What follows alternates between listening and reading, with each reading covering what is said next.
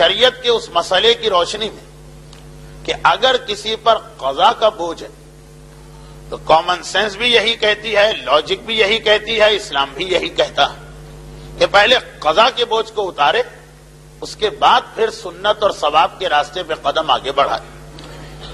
یہی چیز اسلام کا ایک اور اہم مسئلہ بنتا ہے جو شب قدر کے اعمال میں بھی ہم کو یاد دلایا گیا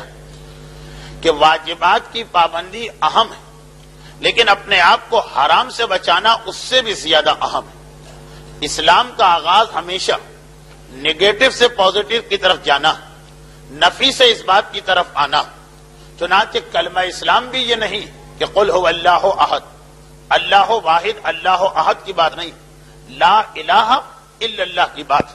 کہ پہلے جتنے جھوٹے خدا ہیں، پہلے جتنے غلط خدا ہیں، ان سب کی نفی کرو، ان کا انکار کرو، اس کے بعد پھر ایک خدا کو مانو۔ تقوی کی تعریف بھی یہی کہ پہلے اپنے آپ کو حرام چیزوں سے بچاؤ اور اس کے بعد پھر واجبات اور نیکیوں کے راستے پہ آؤ۔ متقی کی پہچان بھی یہی بتائی گئی، یہ نہیں بتایا گیا ہے متقی کی پہچان میں کہ بہت نمازیں پڑھتا ہے اور بہت روزے رکھتا ہے اور بہت تسبیح ادا کرتا، نہیں، پہلا جملہ یہی ہے کہ اپنے آپ کو ہر حرام اور گناہ سے بچا رہا، اس کے بعد پھر وہ عبادتوں کی طرف آتا۔ والدین کی ذمہ داریوں میں بھی یہ مسئلہ آتا کہ اپنے نابالغ بچے کو عبادتوں کی ٹریننگ بعد میں دلوانا ہے، پہلے اسے حرام سے روکنا واجب۔ یہ اسلام کا ایک عام سا اصول کہ ہمیشہ کوشش یہ کرنا ہے کہ پہلے اپنے آپ کو گناہوں سے بچایا جائے، حرام سے بچایا جائے، پھر فضیلت اور نیکی کے کام انجام دیے جائیں۔ اصول فقہ میں یہ مسئلہ اس طرح آتا کہ دفع المفسدہ اولی من جلب المنفعہ، کہ اگر ایک طرف انسان کو کوئی نفع اور فائدے کی بات مل رہی اور ایک طرف انسان پہ نقصان آ رہا، ایک طرف جنت مل رہی ایک طرف جہنم کی طرف جانے کا مسئلہ، تو دفع المفسدہ اولی، پہلے اپنے آپ کو جہنم سے بچاؤ، پہلے اپنے آپ کو نقصان سے بچاؤ، منفعت اور نفع بعد میں حاصل کیا جا سکتا ہے۔ چنانچہ بہت ہی اعلیٰ پیمانے پر جب ہم اصول پر بحث کرتے ہیں تو یہ بحث آتی ہے کہ اگر کبھی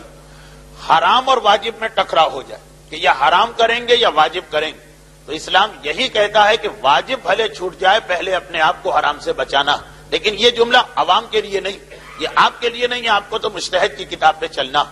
اسلام کا ایک عام سا مسئلہ یہ کہ اپنے آپ کو گناہوں سے بچانا زیادہ اہم ہے واجبات کی پابندی کے مقابلے میں۔ معذاللہ یہ جملہ میں نے غلط کہا، یعنی فضیلتوں، نیکیوں اور ثواب کو حاصل کرنے سے بہتر یہ کہ انسان اپنے آپ کو حرام سے بچائے۔ وہ کون سی نماز شب ہوئی، وہ کون سی فضیلت ہوئی، وہ کون سا ثواب ہوا کہ آپ نے ایک نیکی کا کام کیا اور اس سے بڑا گناہ انجام دے دیا۔ اتفاقاً یہ آج کی ہماری تقریر میں بھی بات روایتوں کی روشنی میں آنے والی، اس لیے میں بس اتنا کہہ کر ابھی انتظار کرتا ہوں تقریر کا آغاز ہو جائے تو فقہی مسئلہ مکمل ہو جائے کہ یہ ایک اسلام کا عام سا اصول ہے۔ بس اسی لیے شب قدر میں ہم کو وقت مل گیا کہ ہم 100 رکعت نماز پڑھ رہے ہیں، لیکن اگر پہلے سے کوئی قضا نماز ہماری گردن پر تو بجائے اس کے کہ وہ 50 نمازیں 2 رکعت کر کے پڑھی جائیں، وہ شب قدر کی سنت نماز ہے جس کا ثواب مل رہا، اس سے بہتر یہ نہیں ہے کہ پہلے ہم اپنے آپ کو حرام اور گناہ سے محفوظ کریں اگر زندگی میں کوئی قضا نماز باقی۔ یہی سبب کہ ہمارے بزرگوں نے اعمال کے طریقہ کار وہ 50 نمازیں 2 رکعت والی نکال دی اور کہا ہے کہ اسی کے برابر 100 یا 102 رکعت قضا نماز انجام دے دو، اور وہ پھر امام کا وعدہ بھی کہ اس صورت میں اس کا بھی ثواب مل گیا اور اس کا بھی ثواب مل گیا۔ لیکن ویسے اعمال کی کتابوں میں اگر آپ دیکھیں تو بنیادی طور پہ شب قدر میں 6 رکعت نماز پڑھنے کا کوئی خاص حکم نہیں آیا۔ لوگ سمجھتے ہیں کہ شاید جس طرح عمل قرآن کے سورہ عنکبوت اور سورہ روم کی تلاوت، جوشن کبیر کا پڑھنا، یہ سب جس طرح امام نے آج کے عمل میں بتایا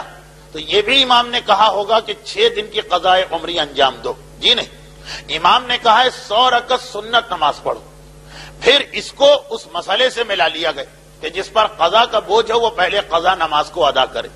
تو اس اعتبار سے ہم قضاء عمری کی نماز پڑھتے ہیں۔ شب قدر کے لیے کوئی خاص حکم اور مسئلہ نہیں، لیکن یہاں بھی لوگوں کے ذہن میں شیطان نے الجھاوا پیدا کر دیا۔ ایک کثیر تعداد ایسے مومنین کرام کی، میں نے کہا کہ شاید یہ یہاں کا مسئلہ نہ ہو جو مجمع میرے سامنے، لیکن ہیں ایسے مومنین کرام جن کا یہ خیال ہے کہ اگر شب قدر 100 رکعت قضاء عمری کی نماز پڑھ لی جائے تو پھر ساری زندگی کی قضا نمازیں معاف ہو جاتی ہیں۔ کچھ لوگوں کو بہرحال اتنا زیادہ تو سہولت کھٹکی، لیکن انہوں نے بھی یہ کہا کہ 100 رکعت قضاء عمری کی نماز پڑھ لو تو سارا سال تو نہیں مگر گزشتہ سال کی ساری قضاء عمری کی نمازیں معاف ہو جاتی ہیں۔ نمازیں جو قضا ہو جائیں اس میں اسلام کے پاس کوئی شارٹ کٹ نہیں۔ جو واجب عبادتیں قضا ہوتی جتنی قضا ہے اتنا ہی آپ کو انجام دینا پڑے گا۔ یہ تو ہو سکتا ہے کہ جتنا قضا ہے اس میں کوئی پینلٹی ملا کے زیادہ انجام دینا پڑے، جیسے روزے چھوڑ دیے تو روزے بھی رکھو اور ان کا کفارہ بھی دو، لیکن کوئی ایسا طریقہ نہیں کہ انسان نے جو نمازیں، جو روزے، جو حج، جو خمس، جو زکوٰۃ واجب تھا اور اس کو ادا نہیں کیا۔ کوئی ایسا طریقہ نہیں